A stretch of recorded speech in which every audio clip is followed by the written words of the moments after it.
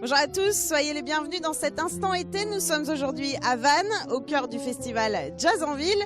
C'est un festival d'un nouveau format qui est proposé jusqu'à samedi avec un changement de lieu, des concerts entièrement gratuits. On part tout de suite en discuter avec son directeur artistique, Cédric Lerue.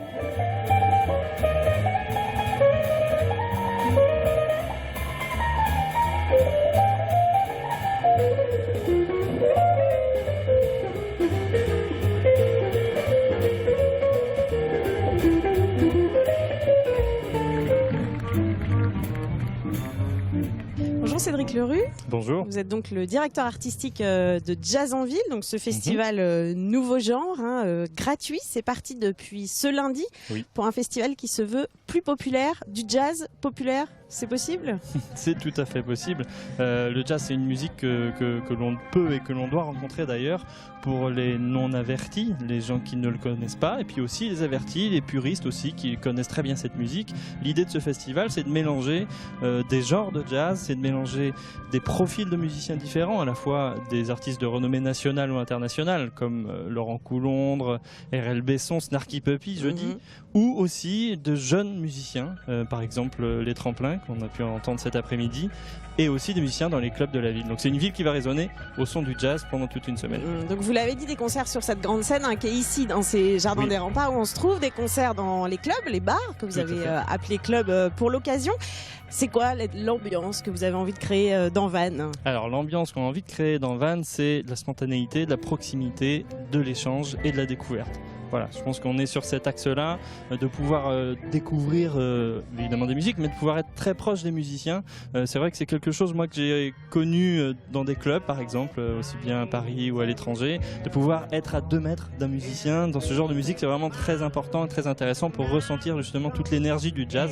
Parce que la base du jazz, c'est aussi l'énergie, faut pas l'oublier, le rythme, le groove.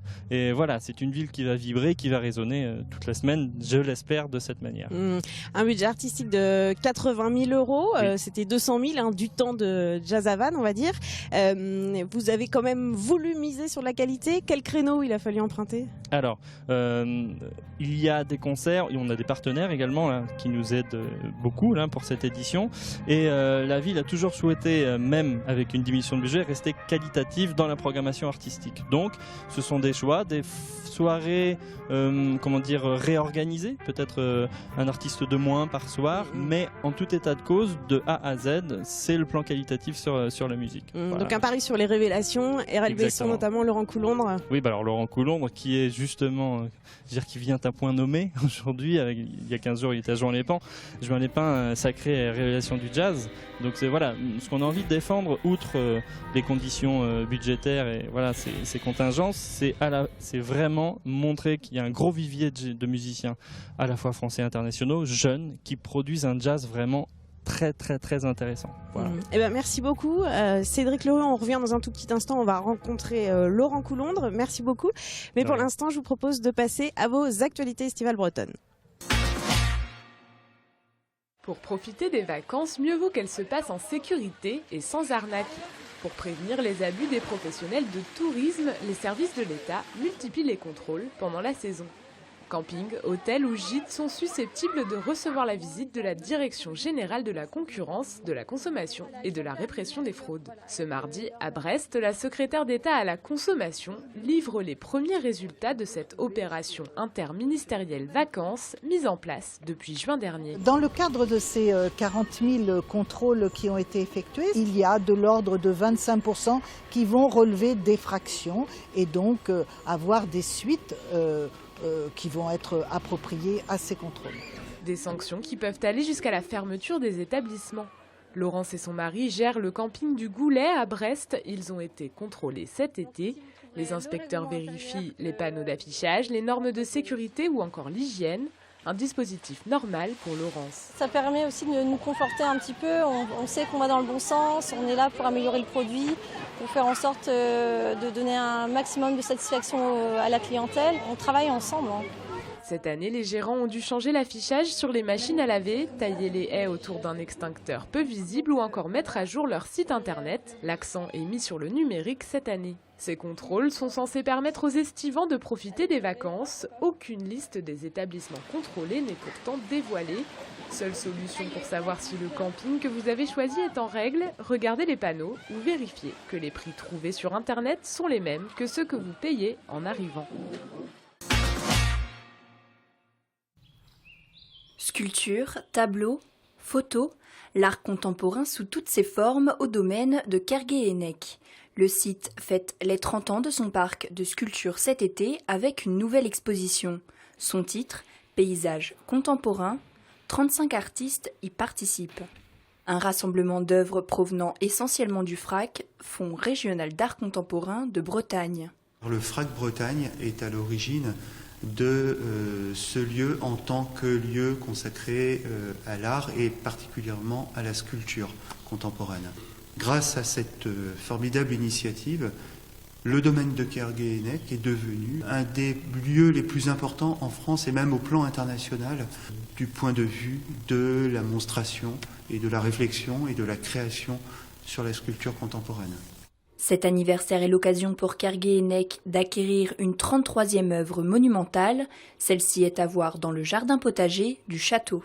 C'était à la fois certes une opportunité, mais une vraie chance de pouvoir réaliser une œuvre dans ce parc historique. L'idée, c'est que justement ça puisse avoir un sens d'élévation, une sorte d'éruption comme ça, mais aussi un déversoir. Donc en fait, on ne sait pas si l'un tient l'autre ou si l'autre tient l'un.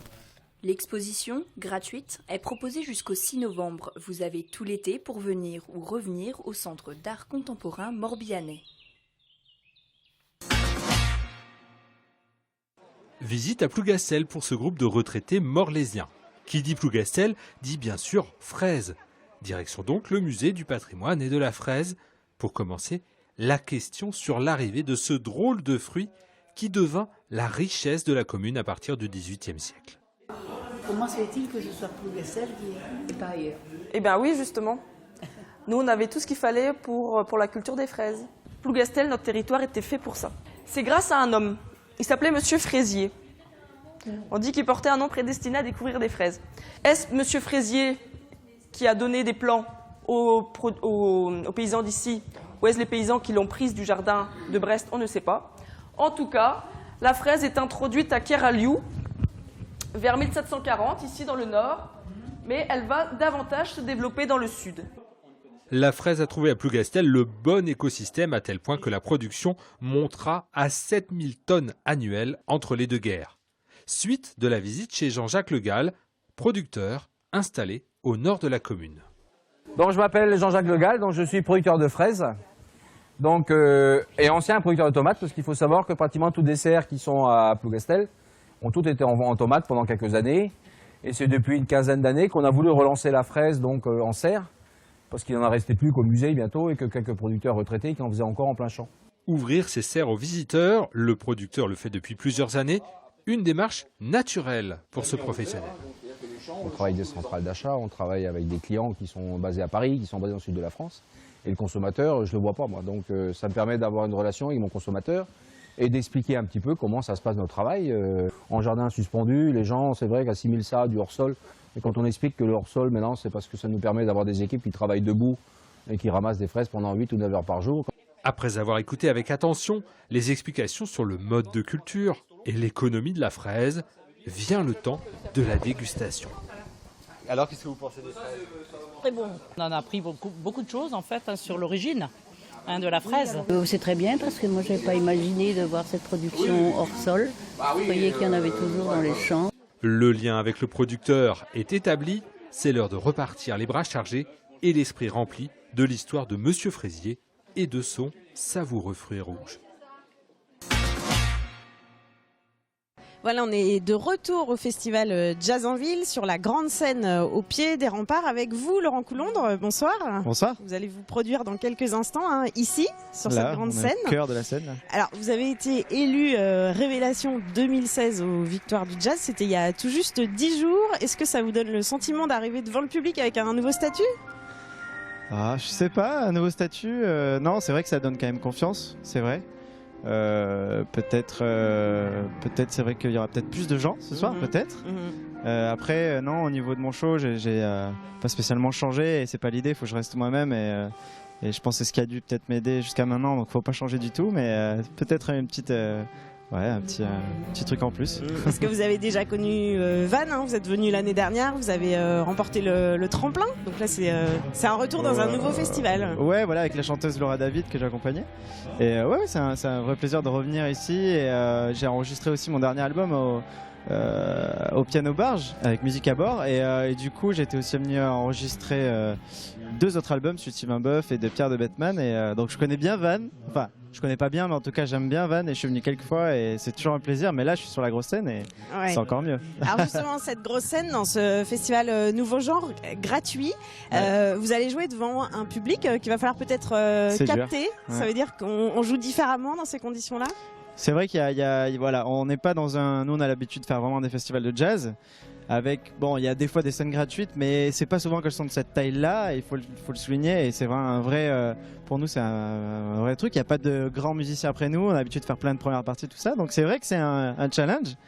Et donc c'est vrai, dans le set, il faut avoir un set sans trop de temps mort pour essayer de choper les gens et de les garder en fait. C'est plus ça, parce que le public jazz a l'habitude d'avoir plein de nuances, d'écouter des choses douces et tout ça. Le public qui passe là, soit ça leur plaît, soit ça leur plaît pas. Donc forcément, oui, c'est différent. Un challenge. Et l'acoustique ici dehors, là sur scène, on est très très bien. Le son c'est super, on est vraiment bien. Ouais. Donc pour l'instant, ça a l'air de bien se passer. Merci beaucoup. On vous souhaite un excellent concert.